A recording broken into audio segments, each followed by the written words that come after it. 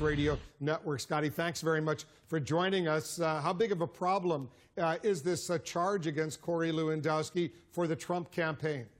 Well, I think at first, when we first heard this broke a few hours ago, definitely there was a lot to digest. And I think the initial response, it would have just been better if Corey would have initially come out and just said, "I'm sorry," in a tweet, instead of causing this firestorm and this tit-tat battle that's gone back and forth between him and Michelle Fields.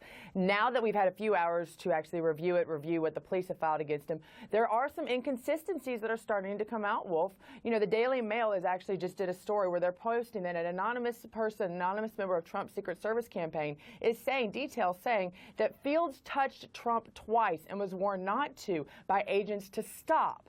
And then Lewandowski had to step in. She crossed in between agents and our protectee after being told not to. If that turns out to be true right there, that might back up why Corey decided to step in. Also, you want to look at they're looking at some inconsistencies of the photos. If you look at the video you just played, it shows that her shirt is being pulled, more like the top of her shirt, which would suggest that she was pulled on the top part of her arm. Yet, the picture she tweeted out a few days later was because on her wrist, was on her forearm. So there are some questions that still are going to need to be out there, but unfortunately those people that are anti-Mr. Trump have already made Corey be guilty, and that whole idea of being innocent until proven guilty seems to be out the window. But if this reporter, Michelle Fields, Scotty, was in fact on 2 occasions, you say, reaching out and inappropriately touching Donald Trump, and she had been warned, and we don't know if this is true, but she had been warned by the Secret Service agents on the scene, don't do that. Isn't it their job to prevent her from touching a presidential candidate, not the job of a campaign manager?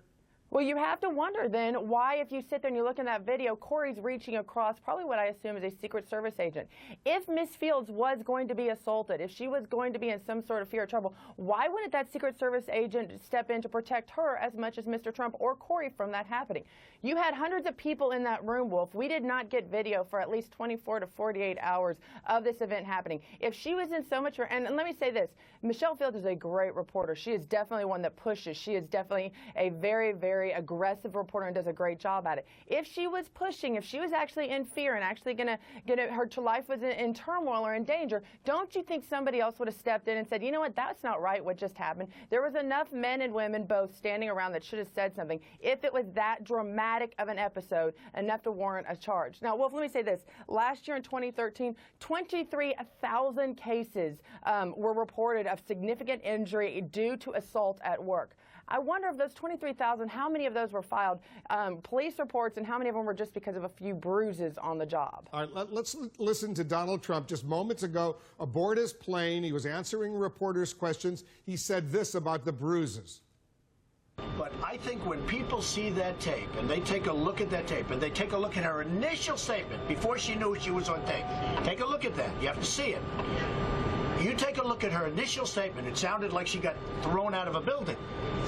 You take a look at that, and then, excuse me? She did get bruises on her arm. I don't know if there were bruises from that. Why? Who said there were bruises from that? How do you know those bruises weren't there before? That's what the police I don't know what the police said. How do you know those bruises weren't there before? I'm not a lawyer.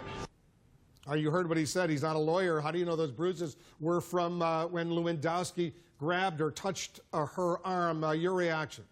We don't know either way, but in this case, I do know both people involved. And just like, in the previous hour, there was a great interview with Amanda Carpenter, who I respect so much, who brought the idea, the fact that, this is not just slandering me, this is not politics. You're slandering my family. I am a wife. I have children. This whole thing has gotten so dirty. The same thing can also be said for Corey. Corey is an amazing father of 4 children and an amazing devoted husband, if you go back and you actually get to know him, a man of faith. So, that just shows how sad this whole political campaign has gone, is that it's not just going after the candidates. We're now trying to attempt to smear families and destroy families, and that is not the Republican Party I belong to. And I would really hope that this might be the last incident in both candidates, and it starts at the top, both Senator Cruz and Mr. Trump, to say, you know what, let's put this aside. Let's go back to focusing on issues, because it's not just about us. It's not only just talking about us. We're destroying families right now that are going to not only affect the people, but their children for generations to come. We showed the pictures of the bruises on her arm that she herself had tweeted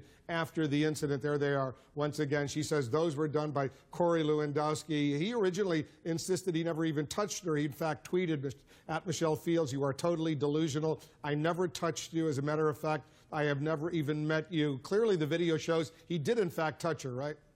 I don't know what there was definitely there were very close proximity, obviously, until you zoom in. But either way, like I said, as we started this off with, I wish that Corey would have started off by saying, you know what, whether or not it happened, it's unfortunate. I apologize if I did that. In this case, I think apology would have gone a very, very long way.